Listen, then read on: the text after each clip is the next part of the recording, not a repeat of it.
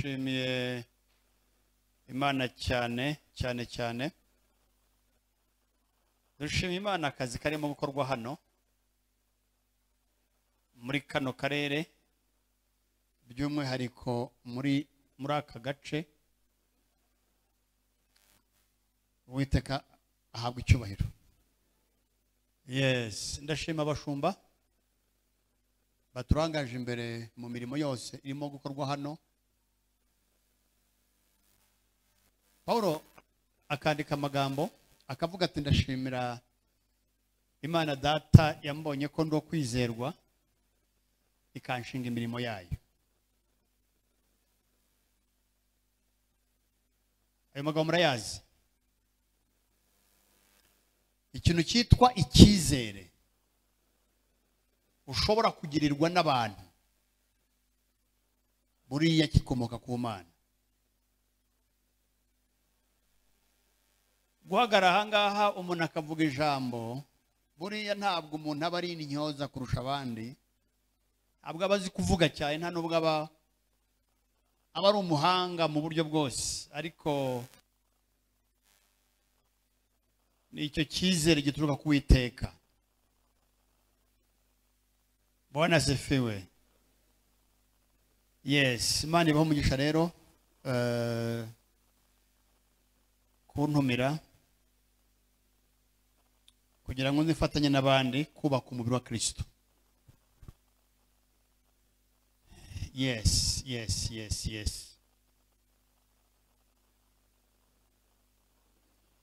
Nitwa Kabanda Stanley nkuko bakomeje kubibabwira. Mfite umudamu umwe n'abana 4. Murabona ntameze neza?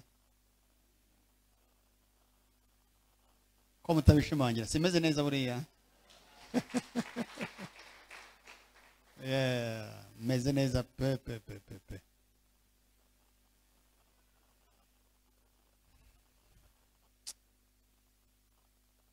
Mureke ngira amagambo kino gitondo dusangira, ariko araguhindura ubishaka utabishaka. Araguhindura ukavuye ku mutima w'Uwiteka. Turimo gutangiza igiterane cy'ububyutse, cy'ububyutse. Dusengeye ububyutse imyaka myinshi. Imana yavuganye natwe amagambo atari makeya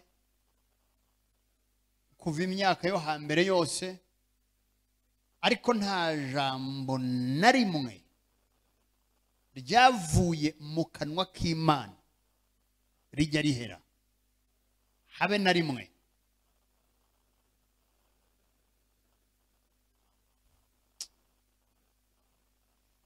Bariya basaza bari mu rusengero imyaka myinshi. Hari umusaza witwa Simiyoni, hari n'umukecuru witwa Ana, ngo babaye mu rusengero bategereje ihumure rya Isiraheli, ko batazi ese bino bintu bizagenda bite. Uriya mukecuru we Bibiliya imuvugaho ngo yashakanye n'umugabo bamarana imyaka 7, arapfakara. Ngo amaze gupfakara abaho indi myaka igera kuri 80 inengera. Ngo ufashe imyaka 7 ugashyira kuri 84 uri muri 90 n'ingahe? Ubwo ntabwo turashyiraho imyaka ya mbere yuko ashaka. Ngo ariko icyo gihe cyose ategereje ihumure rya Isiraheli, ahora mu rusengero amanywa nijoro asenga yiyiriza ubusa. Umukecuru w'imyaka myinshi iri hejuru y'ijana ahora mu rusengero yinginga yiyiriza ubusa amanywa nijoro. barabwiwe n'umwuka. Mwibuke ko icyo gihe n'abahanuzi bari bahari, abahanuzi bazwi beruye baherukwaga mu myaka yo hambere. Ni umwuka w'Imana yari yarabagendere, arababwira ati mwebwe rero gahunda zindi mushyire ku ruhande, mutegereze ahangaha musenge, igihe kirageze. Ariko batazi iryo humura rizaza ryari, uwo mucunguzi azakonkoboka he, batabizi na gatoya. Igitondo kimwe cyari ngiki, haleluya, igitondo kimwe baza gusenga bisanzwe, bagiye kubona babona umusore n'inkumi, uwo ni Mariya nande na Yosefu, bazanye uruhinja. Aha, Simiyoni uwo munsi ntabwo yari yasibye. N'uyu n'uwo nguwo aramufata aramuza, mwami nushaka usezera umugaragu wawe, icyo nari ntegereje ndakibonye. Bishoboke ko yatashye agapfa, ntabwo twongera kumubona mu byanditswe. N'ubundi cyari kimutegereje n'icyo ngicyo. Iryo humure turaritegereje, turaritegereje, turarishaka, turarisengera, turakora ibishoboka byose kugira ngo abantu umubatizo w'umwuka wera mu buryo budasanzwe. Ariko kino gitondo reka mbanze reka dufungure igitabo cya Yosuwa. Ndagira ngo mbanze mvuge kuri gakondo y'umwuka.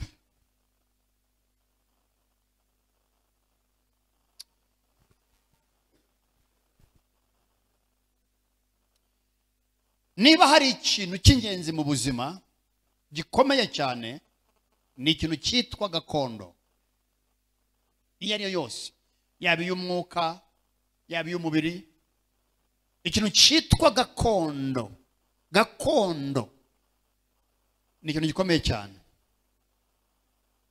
kibanziriza ibintu ibyo ari byo byose. Urabona, ntushobora gutekereza ibikorwa remezo nta gakondo. Ntabwo watekereza kwagura imbago udafite aho uzagura uturutse. Urabanza ukabona base, ukabona aho wicara, ukabona aho ushinga imizi, ukabona aho ushyira ibirindiro byawe, ukabona kugaba ibitero. Muranyumva neza? Iyo abasirikare barwana intambara y'ikinyeshyamba, intambara y'ikinyeshyamba bayirwana mu byiciro bitatu. Icyiciro cya mbere ni ibitero shuma. Ibitero shuma, kubitaha irukanka, cahangaha irukanka, hunga, bakangiruka. Ntabwo mu kinyeshyamba baba bafite ahantu bari iyo bagitangira urugamba. Ni udutero shuma. Tera, kubera ko baba bataragwiza imbaraga, ntabwo bavuga ngo aha turahari. Bakubita biruka. Iyo bagenda bagwiza ingufu, noneho batangira urugamba bita positional warfare. Bakavuga bati aha ntituhava, aha tuhashyize ibirindiro byacu, aha turaharwanaho.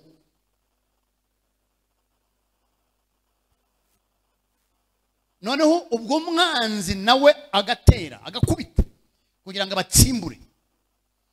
Iyo bashoboye kudefanda ibyo birindiro, imbaraga ziba zimaze kuza, ahita haza icyiciro cya nyuma cyo kwavansa. Noneho bafata ubutegetsi. Ikintu gikomeye ni base, ni icyicaro, ni gakondo. Ni ahantu uvuga ngo aha ndahari, aha narahahawe, aha simpava, icyo uzana cyose turahangana, ariko aha ngaha ndahagaze, ndemye, sinsubira inyuma, narahahawe, ntabwo mpari ku mpuhwe zawe, mpari ku itegeko ry'Imana, ukabanza ukahafata.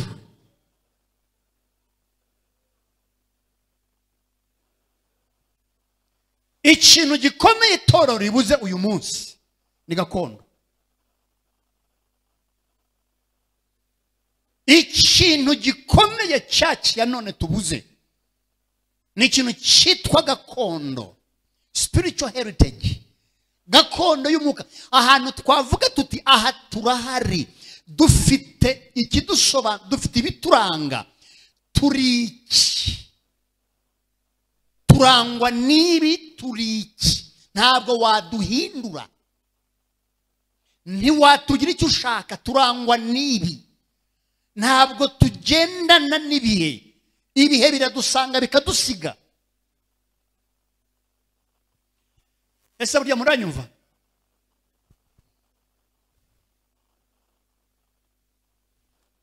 Yosuwa ibice 5. Ndagira ngo dusome amagambo makeya, nta nubwo ndi butinde, kugira ngo turebe uburyo twitegura uwo mugoroba.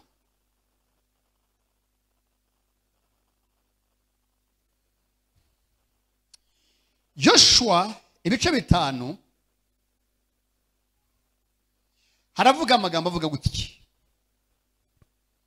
Dore ku murongo ubanza, nuko abami bose b'Abamori bari hakuno ya Yorodani mu ruhande rw'iburengerazuba, n'abami b'Abanyakanani bari ku nyanja, bumvise uko Uwiteka yagabanije amazi ya Yorodani imbere y'Abisirayeli kugeza aho bambukiye, imitima yabo ishya ubwoba, bacika intege kubw'Abisirayeli.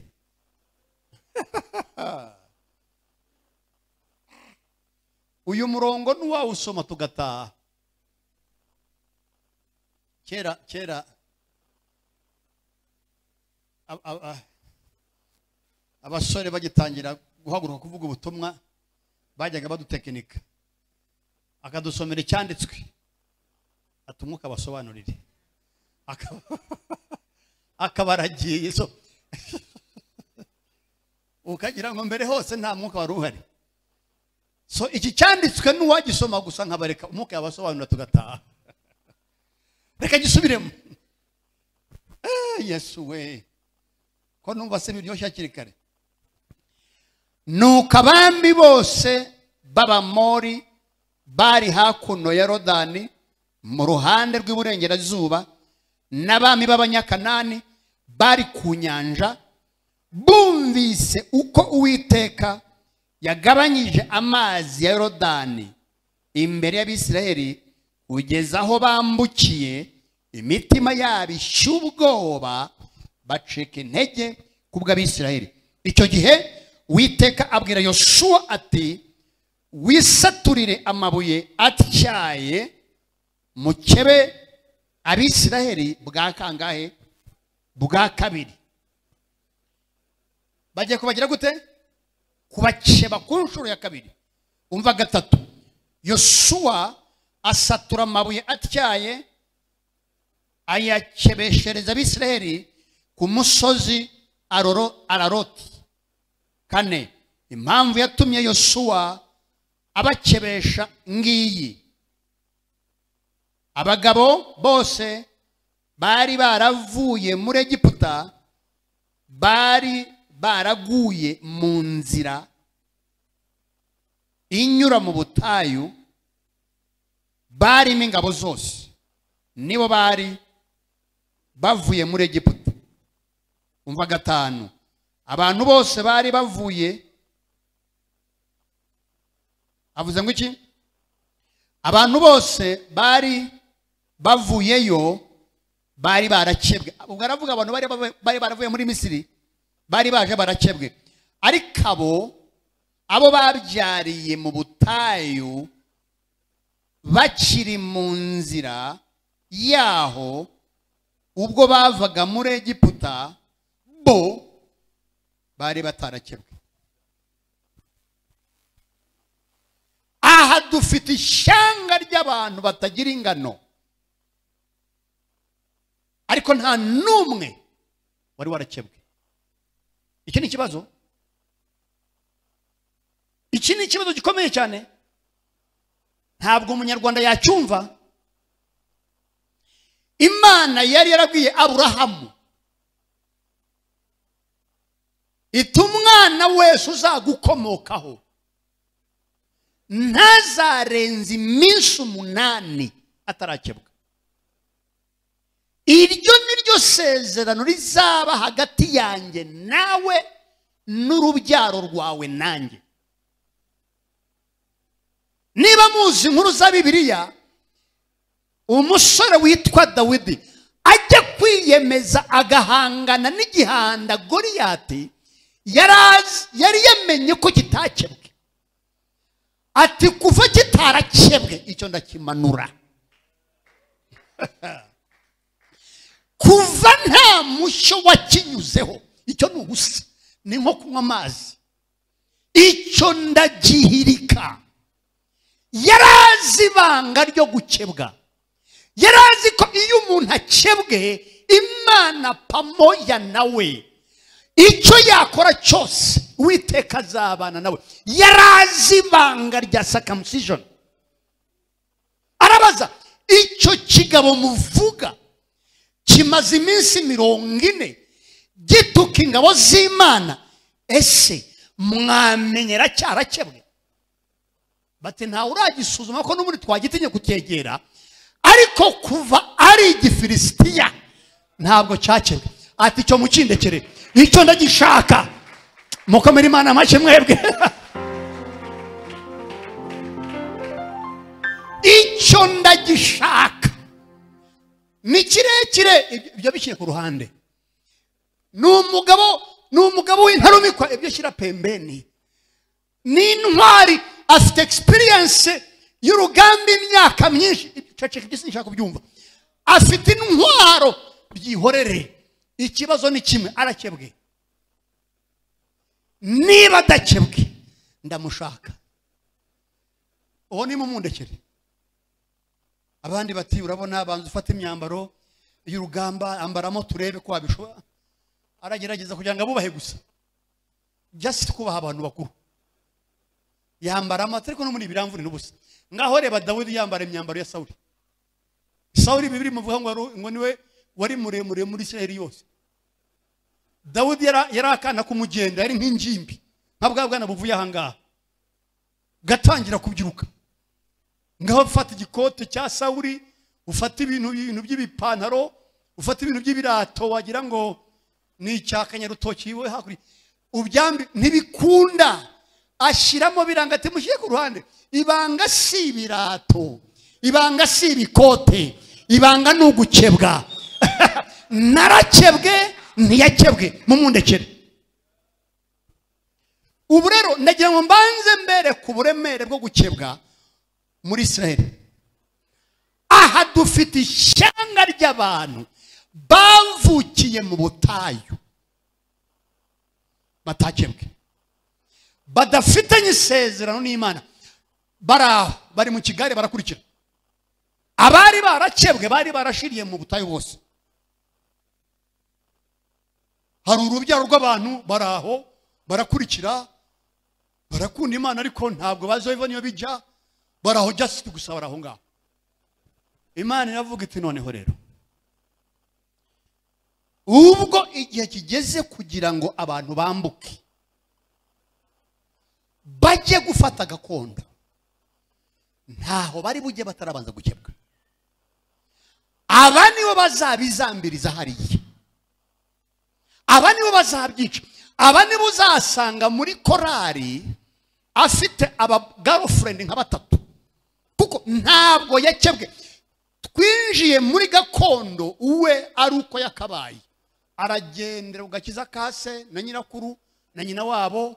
Niba abana bavukiye mu nsengero, shangazi yari umuririmbyi, tantine ari protokole, ise ari revera, nyina yungirije ari ibyo. Ari icyo kigare, ariko nta circumcision. nta rwembe nta cyuma cyamugezeho. Abo bana bose rero sijyu y'abakecuru, sijyu y'abapfakazi, sijyu y'inkumi, sijyu y'abasabwa, sijyu y'abasaba, abo bose ubanze mu bakebe tubone kwinjira muri gakondo. Ko mutavuga ngo amina? Abo babanze bakebwe, korari bayikebe. Naje kubakeba, korari kebwe, abavuga ubutumwa bakebwe, abashumba bakebwe, abana bakebwe, abamama bakebwe, abapapa bakebwe, abantu bose, ingabo z'Uwiteka, ingabo z'Imana zose zibanza zikebwe. Mwongere Imana amashinga ayo ntabwo ndi muri yumva. Ingabo z'Imana zose zibanza zikebwe. Bivuze iki? Umuntu wese yinjire neza mu isezerano n'Uwiteka, naho ibindi Imana mubirekere. Niyo devoir Joshua yari afite ahangaha. Urugamba rworoshye y'abantu bakebwe.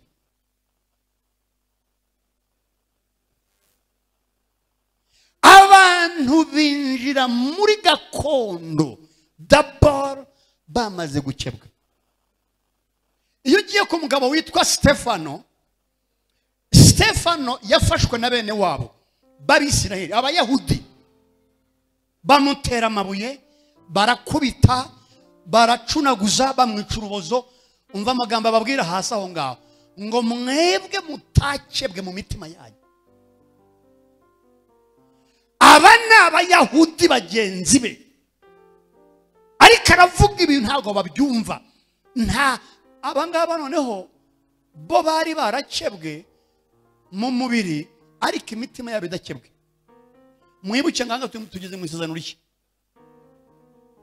Mu isezerano rishya gukeba noneho ko ari gufite agaciro, ntabwo ari ukwari uk'umubiri nuko muka.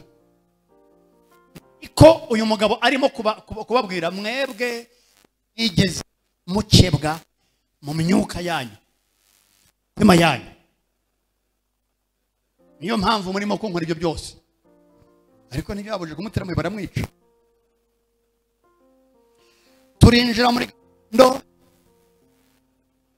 icyo gihe abami b'Abamori, Abanyakanani, Abayebusi, Abahiti, Abahivi, amoko yose ngo bari hakurya ya Yorodani,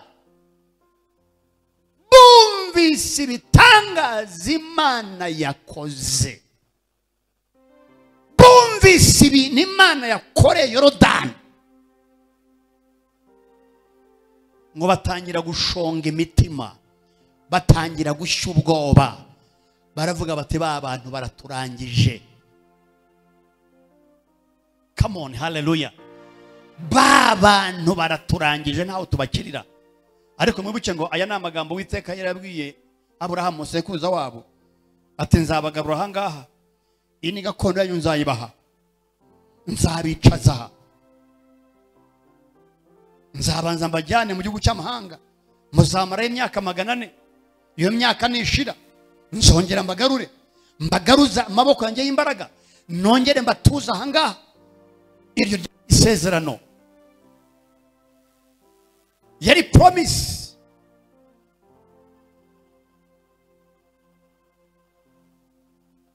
Igihe cyari kigeze rero ubwo buhanuzi bwahawe sekuruza wabo Aburahamu. Mujye kwisomera ibyanditswe muri 15 igitabo cy'Itangiriro. Niho Imana isanga Aburahamu ikamuha ubuhanuzi, ikamubwira ngo aha nzahahura urubyaro rwawe, cyakora bazabanza bazerera imyaka 400, bajye mu gihugu cy'amahanga, babakoresha uburetwa, babazonge, babatoteze. Ariko iyo myaka niyuzura, ngo n'ibyaha by'Abanyakanani bizaba bimaze kungera ahangaha, ngo nzabagarura mbicazanga ku ngufu. Aha rero birimo birasohora. Aha barimo barasoza ubuhanuzi bubategereje imyaka 4 yose. Actually irasaga 400. Barimo gukandagiza ibirenge mu magambo Imana yabwiye Aburahamu imyaka isaga 400 inyuma.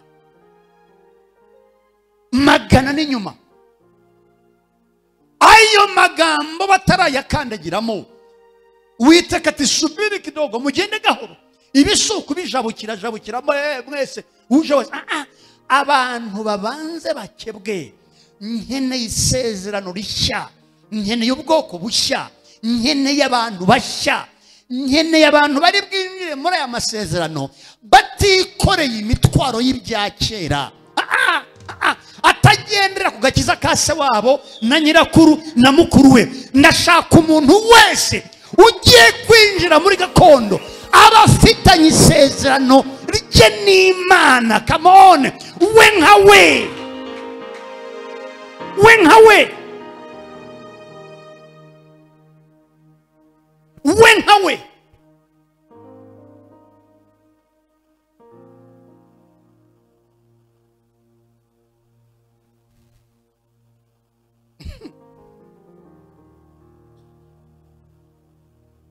umukobwa umwe yize kuba sinzi ikintu ararwaye simbyibuka n'ikere.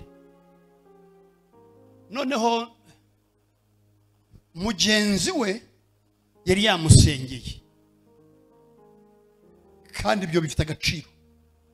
Mugenzi we yari yamusengeye, noneho mpageze arambwira ati basi ati nawe nsengere. Ningusengere nise nukugereka kuyandi nise ntago bamwe ukana kagusengeye. Arambaza ati se buriya ayuriya yafata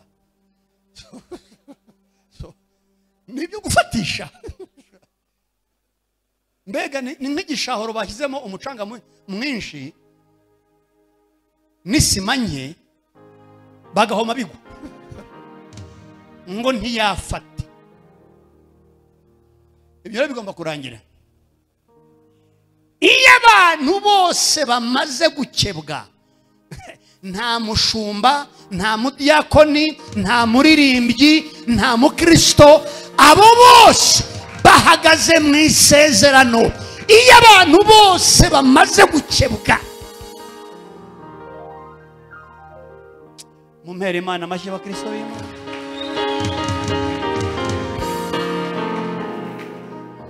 Iyo abantu bakebwe, Uwiteka binjiza muri gakondo. Iyo abantu bakebwe, Imana ibinjije amasezerano. Hari amagambo amwe dutegereje, bano bayategereje imyaka isaga 400, ariko ahangaha bari batangiye kuyakandagiramo. Yorodani yarababonye, irabamenya ataba ni babantu, abangaba ni babandi. Come on, aba ni babandi bakomoka kuri Aburahamu, amasezerano yabo ndayazi.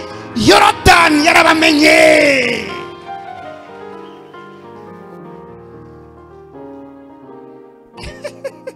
Yorodani yarabamenye.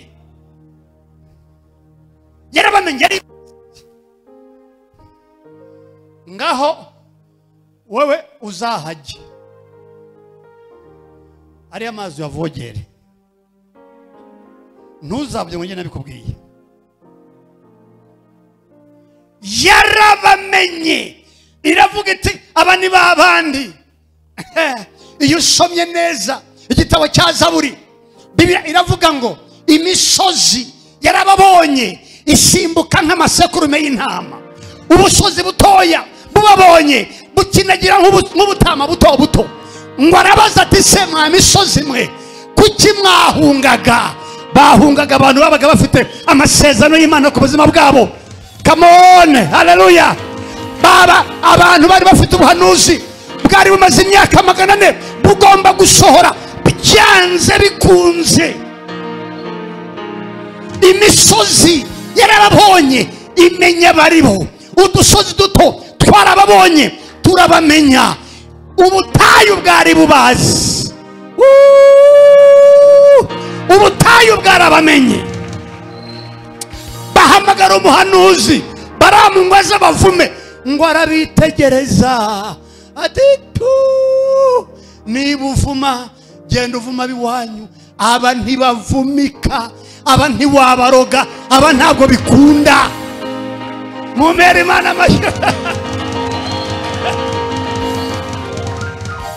Ngo ndabitegereje, ndabarebye mu kibaya, aho bagandagaje ngo mbona ngo n'ijwi ry'Imana riri hagati muri bo, ntibavumika ntibasubizwa inyuma, ahubwo mubaha inzira.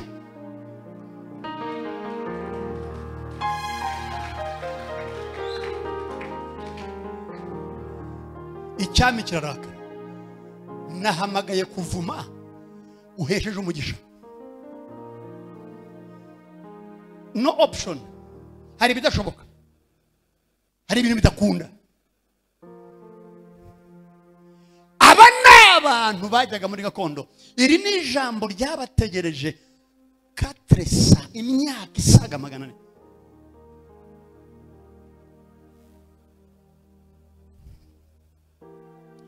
Iyo identite, iyo possession ni itorero rikeneye.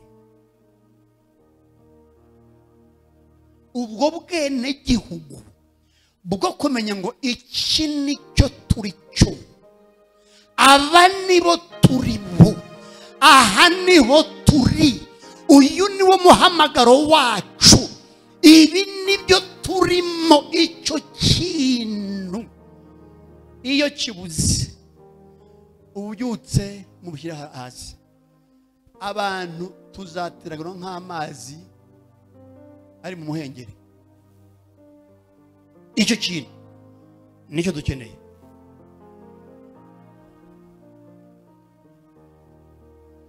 Ariko abantu tubane twemere dukebwe, buri umwe muri twebwe, buri umwe muri twe. Abantu batakebwe ni ikibazo mu kazi k'Imana. Abantu batakebwe ni ikibazo mu itorero. Abantu batakebwe ni ikibazo mu rugendo. Muba musenga bo bari mu bindi, mutegereje Uwiteka.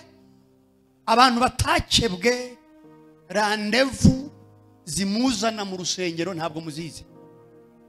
Mubona avuza haleluya amen, agasa n'uwafashijwe afite ibindi hibereyemo. Abo ni abantu batakebwe.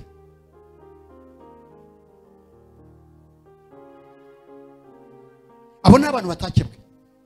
Gakondo ntayo turi bujyemo, ntabwo biri bukunde. Iyo bambuka iyo bibeshya bakagenda badakebwe, bose bari gucura umunsi umwe. Hakurya hari ingabo. Ariko se mwebwe iyo mubona bari mu butayu, Mose agatoranya abagabo 12, buri muntu ahagarariye umuryango umwe muri Israeli, ariko bagatoranya abantu b'indobanure. Ntabwo bapfuye guselekisiona uko biboneye, agahungu atambutse, agasoresore karaho, agasinzi karaye hanze. Bajyaga muri buri famiye bagashaka umuntu bizeye, w'imfura, w'inyangamugayo, udatinya, baziho ubuhanga n'ubutwari. 12 babatuma kujya gutata igihugu, baragenda. Abagabo 10 baza bavuga bati murabizi, tugire vuba na bwangu dusubire inyuma. Twahasanze ibigabo bene Anaki bari hariya, ngo twabonye tumeze nk'inzige imbere yabo, ngo niko nabo batubonaga. Abavuga butumwa rero dukunda gukritika vuba, ngo baje bacinye, baje bo bavuze reality, bavuze ibyo babonye, nibyo byari bihari. Ntugire ngo basanze ubugabo bugufi barabutinya. Mu by'ukuri byasabaga umuntu ufite amaso no kwizera nk'ukwa Karebu na Yoshua kugira ngo ntatinye. Naho ubundi bavuze realite, niho gusaba raporo usanze ibiki mu nzira. Vuga bavuze ibyo babonye. Hari amakanisa abiri nzi yarafitanye ibibazo, bari bafitanye ibibazo. Umusore umwe ava muri imwe muri ayo makanisa ajya muri iriya yindi, ariko ahasiga amadega. Ahasiga amadega yarahateye umukobwa inda. Abangaba babwira bareba ariko rero uwo muhungu nimumwakire. Tumwakire Nyamanza we, iyo ni mambo gani? Yaka ibyo ngibyo baranga. Ariko mu by'ukuri kwanga kwabo kwari gushingiye n'ubundi kukutumvikana bari basanzwe bafitanye hagati yabo.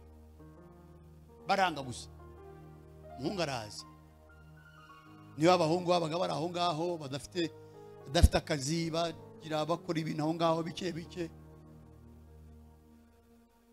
akajya kwa pasiteri akagira gute, noneho agiye kuyitera ntiyayitera muri kwaya, ayitera kwa pasiteri mu rugo inani. Sijui niba ari umwana we, niba ari sembizi ibintu byaho ngaho byose. Bibutse inama babagiriye, amazi yarenze inkombe. Abo bose ni abantu baba buzuye insengero, tuvuga ngo tugiye kuhafata, tugiye kwagura ubwami, tugiye gufata gakondo, tugiye kwinjira mu bubyutse, tugiye guhindura amahanga, ariko dufite ibikundi by'abantu batigeze bakebwa n'umunsi n'umwe. Umuntu amaze imyaka 8 mu itorero, ntatunga Bibiliya, nta bya Matayo ntabwo abizi, ntazi ibyo ari byo. Uvuga Abafilipi, ibyo ni ibiki? Ntazi ibyo ari byo. Abafilipi, Abakolosayi, se yo ni abo nabaki? Nubundi bwoko buri mu Rwanda ntabizi. Abantu bakinnye akantu k'agakomedi, abantu b'Abagande bakinnye akantu k'agakomedi. Umukobwa abaza umuhungu ati ugeze umbonera amafaranga yanjye nashyize muri Bibiliya. Umuhungu ati bijya 12. Ndateye wabibonye? Ati ntabyo nabonye. Atari ko wowe uratinyuka ugashyira amafaranga muri Bibiliya? Muri Bibiliya harimo Abaroma, harimo Abagalatiya, harimo Yuda.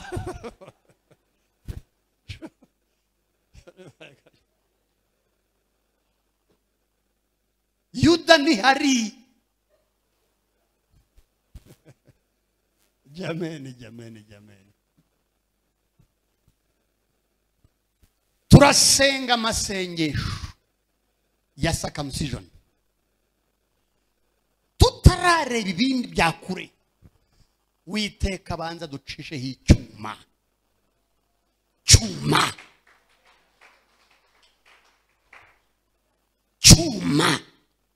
Ukeneye icyuma.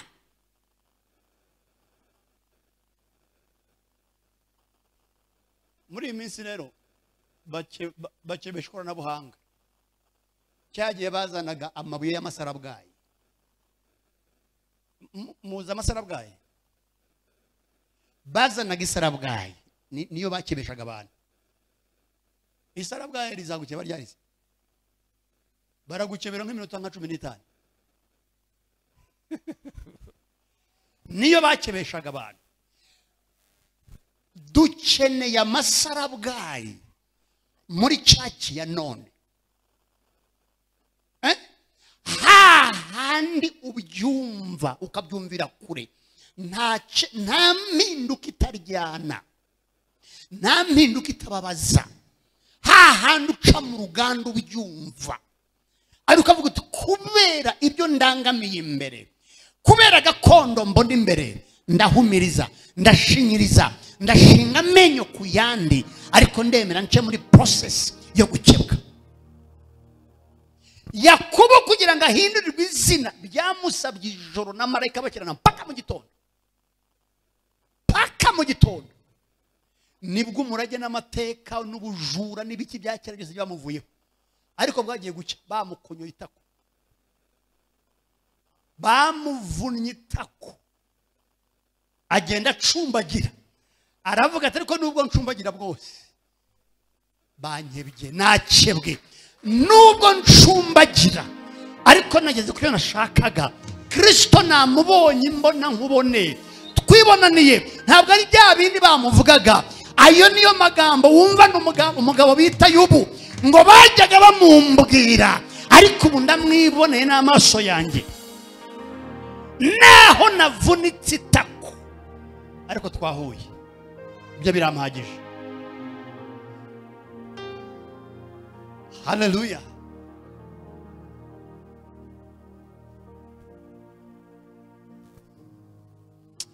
Dukeneye amasarabwayi, dukeneye amasarabwayi, dukeneye amasarabwayi, dukeneye amasarabwayi. Niyo mpamvu ndabona abagabo, aba bagabo b'abasositene ba pada bangaba, ntabwo uzabumva na bwa butumwa bwo gusigiriza ngo ihangane bizacamo ntiwivune. Hari ubutumwa bugeze ahangaha, ejo buzacya ufite imodoka, ejo bundi uzaba wabyaye, ejo bundi buriya warongoye, bega ibintu byose bya dukeneye ubutumwa bw'amasarabwayi bukwereka Kristo, bugushyira mu nzira, bugukeba, bugutandukanya n'ikibi, buguteguza gakondo yawe. Hallelujah. Thank you Jesus. Bwana pewe sifa. Yesu ashyirwe hejuru.